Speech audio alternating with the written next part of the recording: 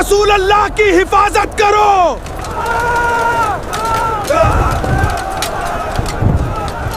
دوستو، آج ہم جنگ احد کا وہ ایمان افروز واقعہ بیان کریں گے جب صحابہ کرام نے اپنے جسموں کو ڈھال بنا کر نبی کریم صلی اللہ علیہ وسلم کی حفاظت کی۔ وہ لمحہ جب مدینہ کی گلیوں میں یہ افواہ پھیل گئی کہ نعوذ باللہ اللہ کے رسول صلی اللہ علیہ وسلم شہید ہو چکے ہیں۔ سنو، ایک بڑی خبر ہے، ہمارے آقا جنگ احد میں شہید ہو گئے ہیں۔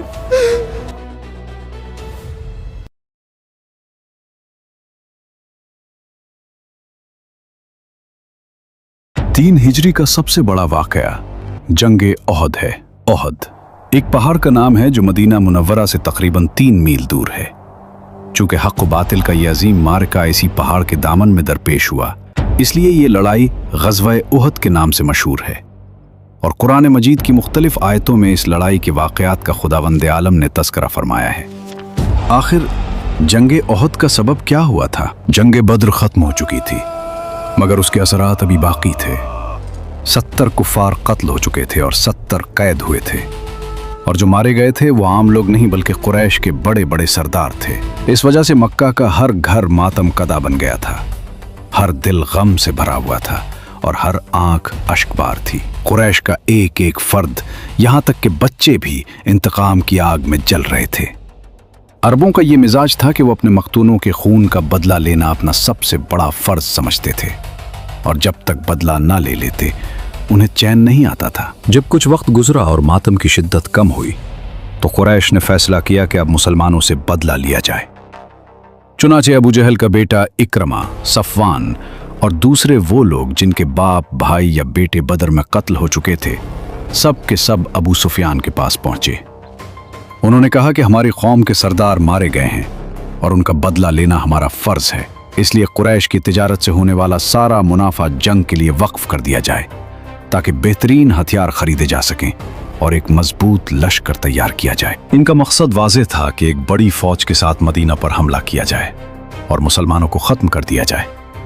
ابو سفیان نے خوشی سے اس تجویز کو قبول کر لیا اور اسی فیصلے کے ساتھ جنگ احد کی بنیاد رکھ دی گئی۔ جنگ بدر کے بعد قریش کو یہ بات اچھی طرح سمجھ آ چکی تھی کہ مسلمانوں سے لڑنا کوئی آسان کام نہیں۔ وہ جان گئے تھے کہ یہ عام لوگ نہیں بلکہ ایسے لوگ ہیں جو اپنے دین کے لیے ہر قربانی دینے کو تیار ہیں۔ اس لیے انہوں نے فیصلہ کیا کہ اس بار وہ پوری تیاری کے ساتھ آئیں گے۔ چنانچہ انہوں نے اپنی جنگی طاقت بڑھانے کے لیے ہتھیاروں کی تیاری شروع کی، مال و دولت کھلے دل سے خرچ کیا، اور پورے عرب میں جنگ کا جوش بھڑکانے کے لیے شاعروں کو بھی استعمال کیا تاکہ ہر طرف مسلمانوں کے خلاف نفرت اور انتقام کی آگ پھیل جائے۔ دوسری طرف وہ عورتیں جن کے باپ، بھائی، بیٹے اور شوہر بدر میں مارے گئے تھے، انتقام کی آگ میں چل رہی تھیں۔ انہوں نے قسم کھا لی تھی کہ جب تک اپنے عزیزوں کے قاتلوں کا بدلہ نہ لے لی چین سے نہیں بیٹھیں گی۔ انہی میں سے ایک ہند بھی تھی جس کے دل میں حضرت حمزہ رضی اللہ عنہ کے خلاف شدید غصہ تھا، کیونکہ بدر میں اس کے قریبی رشتہ دار مارے گئے تھے۔ اس نے ویشی نامی غلام کو آمادہ کیا اور اس سے وعدہ کیا کہ اگر وہ حضرت حمزہ رضی اللہ عنہ کو شہید کر دے تو اسے آزادی دے دی جائے گی۔ یوں انتقام کی یہ آگ اور بھی بھڑک اٹھی اور جنگ احد کی تیاری اپنے عروج پر پہنچ گئی۔ قریش نے پوری تیاری کے بعد مدینہ پر چڑھائی کا فیصلہ کر لیا اور ایک عظیم لشکر کے ساتھ مکہ سے روانہ ہوئے، جس کی قیادت ابو سفیان کر رہا تھا۔ ہر طرف جنگ کا جوش تھا اور انتقام کی آگ بھڑک رہی تھی۔ اسی دوران حضور صلی اللہ علیہ وسلم کے چچا حضرت عباس رضی اللہ عنہ، جو خفیہ طور پر ایمان لا چکے تھے اور مکہ میں ہی مقیم تھے، انہوں نے ایک خط کے ذریعے آپ صلی اللہ علیہ وسلم کو اس خطرناک لشکر کشی کی خبر دے دی۔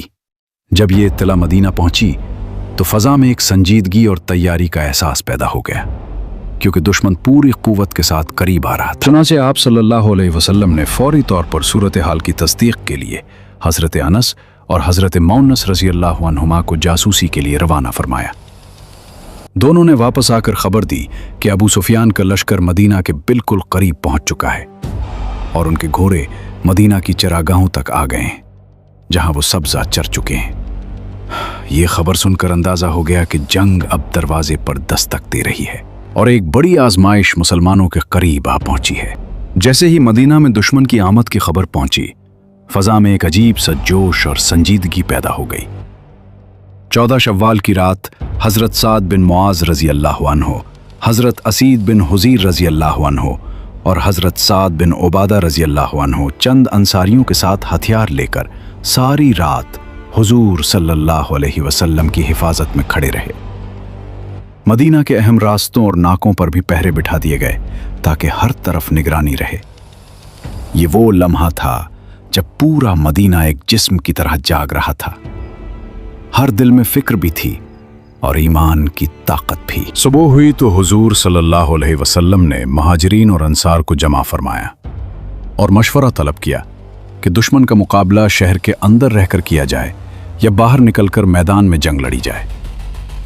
महाजिरीन और अंसार के बुजुर्गों ने राय दी कि औरतों और बच्चों को महफूज करके शहर के अंदर ही रहकर दिफा किया जाए, मगर नौजवान जिनके दिलों में जिहाद का जोश मोजजिन था इस बात पर इसरार करने लगे कि मैदान में निकलकर खुले मुकाबले में जंग की जाए। आप सल्लल्लाहु अलैहि वसल्लम ने सबकी आरा सुनी, फिर अंदर जाकर हथियार ज़ेब तन फरमाए और बाहर तशरीफ लाए।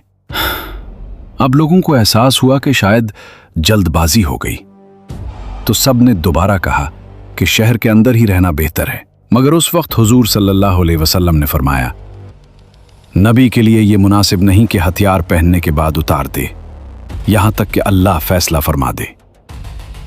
फिर आप सल्लल्लाहु अलैहि वसल्लम ने सबको अल्लाह पर भरोसा करने और सब्र के साथ मैदान में डटे रहने की तलकीन फरमाई और फरमाया कि अगर तुम साबित कदम रहे तो फतह तुम्हारी होगी। जब लश्कर मदीना से बाहर निकला तो रास्ते में एक और मंजर सामने आया। एक जमात आगे बढ़ती हुई दिखाई दी। पूछा गया तो बताया गया कि ये अब्दुल्ला बिन उबय के हलीफ यहूदी हैं जो मदद के लिए आए हैं। लेकिन नबी करीम सल्लल्लाहु अलैहि वसल्लम ने फौरन वाज़े फरमा दिया कि हम मुशरिकों के मुकाबले में मुशरिकों की मदद नहीं लेंगे।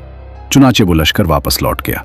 ये एक उसूली फैसला था जिसमें तवक्कुल और खालिस एतमाद सिर्फ अल्लाह पर जाहिर हो रहा था। इसी दौरान एक और आजमाइश सामने आई। मुनाफिकों का सरदार अब्दुल्ला बिन उबई जो 300 आदमियों के साथ आया था, ये कहकर वापस पलट गया कि मोहम्मद सल्लल्लाहु अलैहि वसल्लम ने मेरी राय कबूल नहीं की, इसलिए मैं साथ नहीं दूंगा। इसके इस अमल ने कुछ लोगों के दिलों में भी कमजोरी पैदा कर दी, यहाँ तक कि 2 गिरोह वापस जाने का सोचने लगे, मगर अल्लाह ताला ने उनके दिलों को मजबूत कर दिया और वो साबित कदम रहे। कुरान ने भी इस लम्हे को बयान किया, इज़ हम्मत ताइफतानी मिनकुम अन तफशला वल्लाहु वलियुहुमा व अलल्लाह फलियतवक्कलिल मुमिनून, कि जब तुम में से 2 गिरोह कमजोरी का इरादा कर रहे थे मगर अल्लाह उनका मददगार था। अब लश्कर इस्लाम की तादाद 700 रह गई थी, जबकि दुश्मन 3000 के साथ पूरी तैयारी में था। इसके बावजूद हौसला कायम था।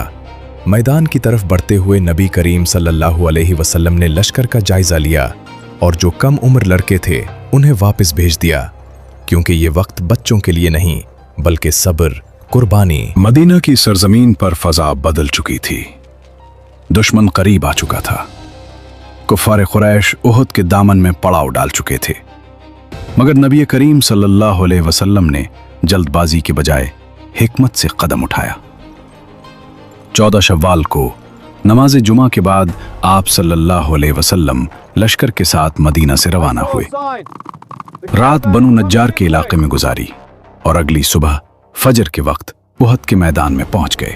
हजरत बिलाल की अजान की सदा बुलंद हुई, नमाज अदा की गई और फिर एक फैसला कुन मरहला शुरू हुआ, जंग की तैयारी। आप सल्लल्लाहु अलैहि वसल्लम ने निहायत हिकमत के साथ लश्कर की तरतीब फरमाई।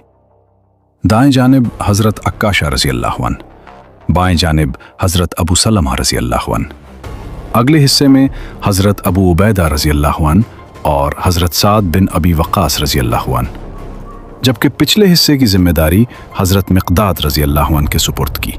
उहद पहाड़ को पुश्त पर रखा गया ताकि एक जानिब से हिफाजत हो सके, मगर एक तंग दर्रा ऐसा था जहां से दुश्मन पीछे से हमला कर सकता था।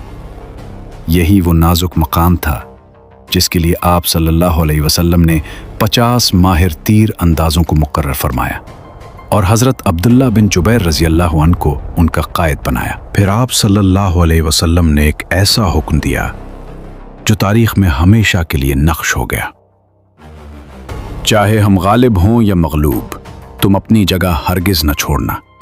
जब तक मैं हुक्म न दूं। मुशरिकीन ने निहायत बाकायदगी के साथ अपनी सफ़ों को दुरुस्त किया। हर दस्ता अपनी जगह, हर सिपाही पूरी तैयारी के साथ खड़ा था।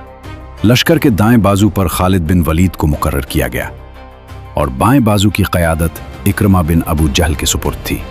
सवारों का दस्ता सफ़ान बिन उमैया की कमान में था, जबकि तेरी अंदाजों की क़यादत अब्दुल्ला बिन रबिया कर रहे थे और पूरे लश्कर का अलमबरदार तलहा बिन अबी तलहा के हाथ में था, जो कबीला बनी अब्दुलदार से ताल्लुक़ रखता था। ये एक मुनज़्ज़म लश्कर था, हर तरफ नज़्म, हर तरफ तैयारी, जैसे एक मजबूत दीवार खड़ी हो। मगर जब हुजूर नबी करीम सल्लल्लाहु अलैहि वसल्लम ने यह मंजर देखा तो आप सल्लल्लाहु अलैहि वसल्लम ने भी इस्लामी लश्कर का झंडा हज़रत मुसब बिन उमैर रज़ी अल्लाहु अन्हु को अता फरमाया, क्योंकि वो भी इसी कबीले बनु अब्दुलदार से ताल्लुक़ रखते थे। प्यारे व्यूअर्स, क्या आप जानते हैं जंग का आगाज़ कैसे हुआ? सबसे पहले शहीद कौन हुआ और हज़रत हमज़ा रज़ी अल्लाहु अन्हु कैसे शहीद हुए? ये सब हम आपको अगले एपिसोड में बताएंगे, इसलिए हमारे साथ जुड़े रहिए।